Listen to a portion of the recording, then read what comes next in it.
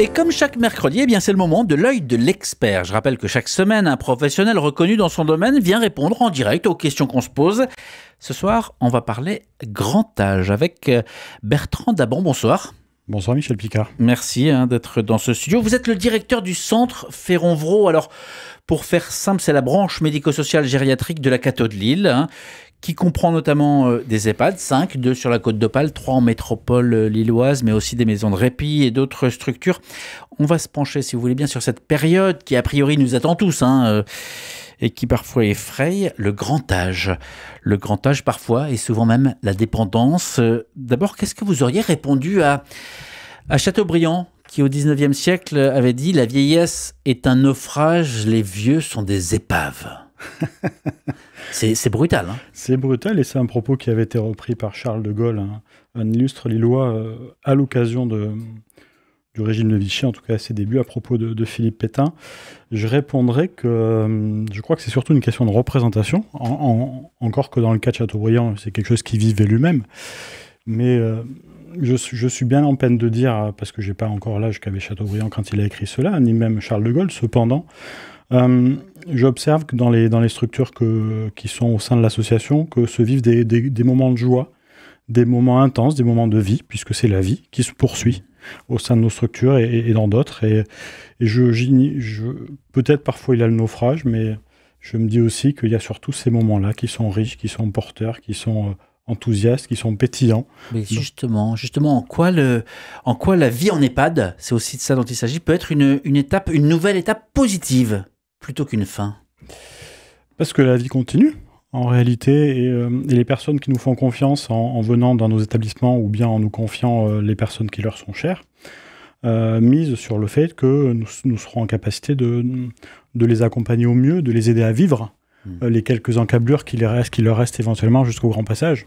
C'est fini les maisons de retraite, comme on disait à l'époque. On est passé aux EHPAD, puis au logement adapté, au vieillissement. C'est quoi les clés pour accompagner le bien vieillir finalement aujourd'hui et puis demain, après-demain?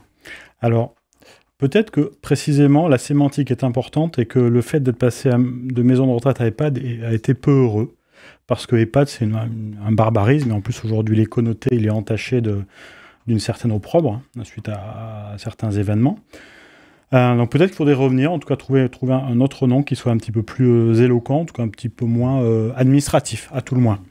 Et pour répondre plus directement à votre question, je crois que la première clé, c'est d'abord de se mettre en phase avec les besoins et les attentes, une fois de plus, des personnes qui nous sont confiées et qui sont toutes singulières, qui sont toutes différentes, avec de surcroît, mais peut-être que nous y reviendrons plus tard, un changement générationnel qui est en train de s'opérer et qui va s'amplifier dans les années à venir, avec naturellement des attentes qui sont variées. La chance que nous avons aujourd'hui, c'est que, vous l'avez évoqué, il y a aujourd'hui une pluralité de dispositifs qui peuvent exister, et que l'EHPAD, ou maison de retraite, appelons-le ainsi, est un de ces dispositifs, mais pas l'unique. Et qu'aujourd'hui, on parle de plus en plus de colocation Alzheimer, par exemple. Il y a plein de dispositifs qui existent et qui sont de nature à répondre à un spectre de besoins bien large.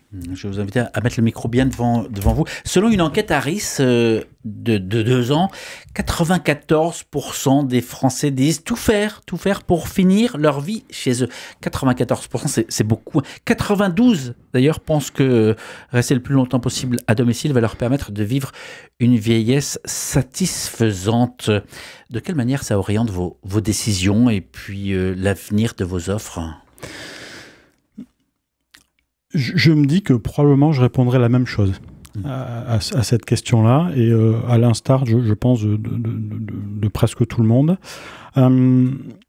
Rappelons simplement que les EHPAD en France, c'est à peu près 750 000 personnes qui vivent. Donc vous voyez, on parle beaucoup des EHPAD, mais en réalité, c'est une minorité de la population. Moins d'un senior sur 10, et sachant qu'un senior, c'est plus de 75, c'est ça?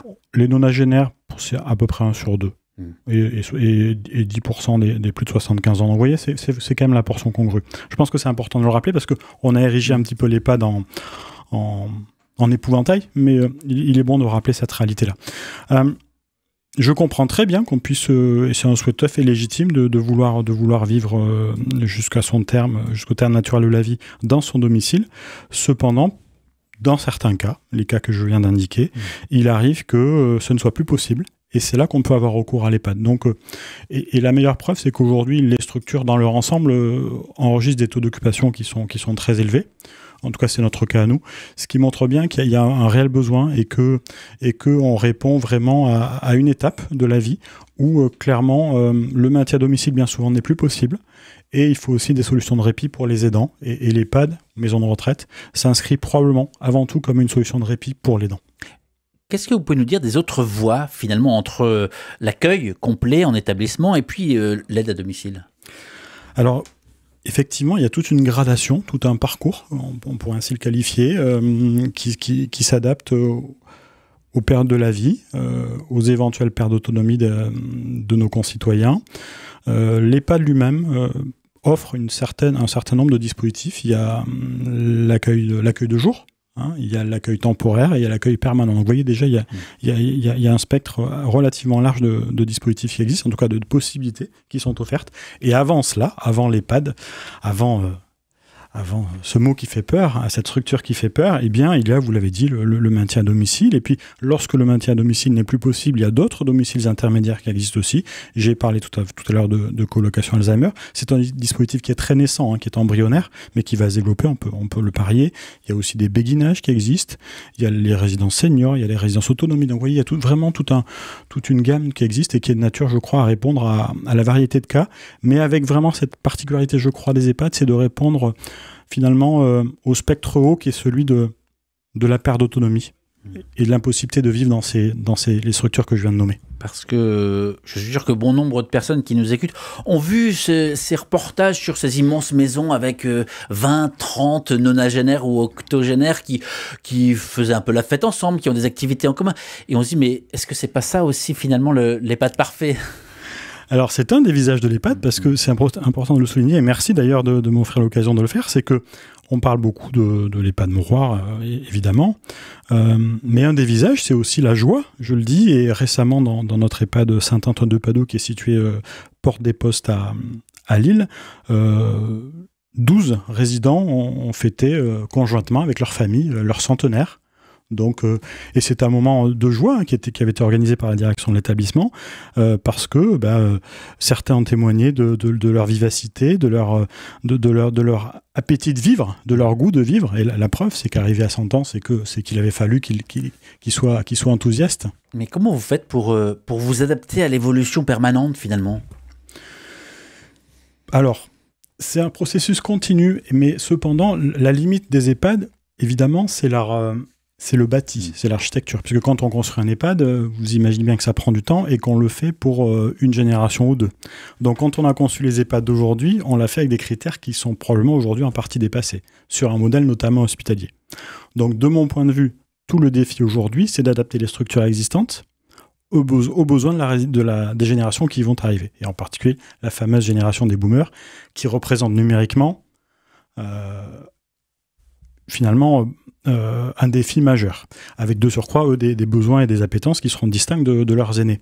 Donc, comment est-ce qu'on va pouvoir faire évoluer ces structures existantes sans casser les murs, sans les pousser, en retravaillant l'intérieur? Eh bien, on est en train de travailler beaucoup parce qu'il n'y a pas de modèle unique qui a été identifié et c'est certainement un des grands intérêts du sujet, c'est que il y a certaines convergences, mais aujourd'hui, il n'y a pas d'accord total sur quel serait le modèle unique. On voit bien nous, on s'intéresse beaucoup au sujet parce qu'on a des projets, évidemment, de restructuration, voire même de construction, et on est plutôt sur des unités de 8 personnes. Ah oui. Donc, vous voyez, il faut qu'on adapte des structures qui font parfois plusieurs centaines de résidents avec cette idée de comme à la maison, de penser petit, de vraiment sur une échelle qui soit celle d'une colocation en réalité. C'est ça. Et puis on parlait tout à l'heure de ce pourcentage des personnes qui veulent rester à la maison. Vous, c'est le comme à la maison pour répondre aussi à ces aspirations. Alors, selon les projections, effectivement, les personnes âgées en perte d'autonomie vont représenter 4 millions de personnes en 2050. 2050, c'est demain, c'est 60% de plus qu'en 2015, qui était hier. Donc ça paraît énorme. Est-ce qu'on a les moyens de répondre à cette demande ? Alors, la démographie, c'est une science exacte. Ouais. Et ça veut dire que quand ces personnes sont nées, à peu près, on savait que 75 ans plus tard, eh bien, on aurait besoin peut-être de dispositifs adaptés. Bon, ce qui n'est pas tout à fait le cas. Aujourd'hui, on évalue, c'est pas moi qui le dis, on évalue à 110 000 le nombre de places en EHPAD qui manquent à horizon 2030-2032. On est en 2025.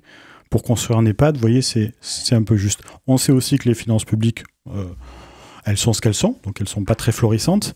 Et donc pour bâtir des EHPAD comme ça, il faut beaucoup d'argent qu'on n'a pas. Donc aujourd'hui, ce qu'on entend, ce qu'on sait, c'est qu'il n'y aura probablement pas, ou très peu, à la marge, des constructions nouvelles. Moyennant quoi, il faut qu'on trouve des solutions en amont et des solutions de maintien à domicile, d'habitat intermédiaire, comme on a évoqué à l'instant, mais que l'EHPAD, aujourd'hui 760 000 places, 7600 EHPAD, grosso modo, on n'en aura pas beaucoup plus. Donc, on a un petit défi qui nous attend, avec, comme je l'ai dit à l'instant aussi, eh bien, cette nécessaire adaptation à un nouveau profil de résident. Ma dernière question, elle sera assez simple, Bertrand Daban. On a parlé de cette période finalement où eh bien, on quitte le domicile pour aller dans une structure EHPAD ou autre spécialisée, etc. Comment on fait pour pas que ce soit une période triste, que ce soit les personnes qui accompagnent ou même la personne qui elle-même va s'y rendre, va se déplacer? Ah, alors ça ne nous appartient pas complètement, puisque là, on en revient peut-être à votre première question, c'est la question de la représentation du vieillissement dans la société, et finalement de sa propre finitude. Donc nous, on est là, on essaie de faire le mieux notre petit possible, hein, comme disait Saint-Vincent-de-Paul, mais la réalité, c'est qu'on n'est pas les seuls dans l'équation. Les familles sont là, les résidents. Aujourd'hui, je considère que finalement, il y a une minorité de résidents qui choisissent réellement de venir en EHPAD. Elles sont bien souvent influencées parce qu'elles ne veulent pas être, c'est ce qu'on entend en tout cas, un poids, une charge pour leur famille.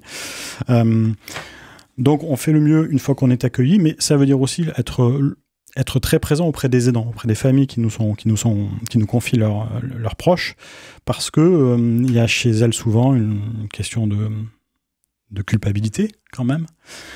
Et donc, il nous faut être présent non seulement pour leurs résidents, mais également pour les enfants et les proches. Merci beaucoup Bertrand Daban d'avoir pris le temps de venir en studio. C'est moi qui vous remercie.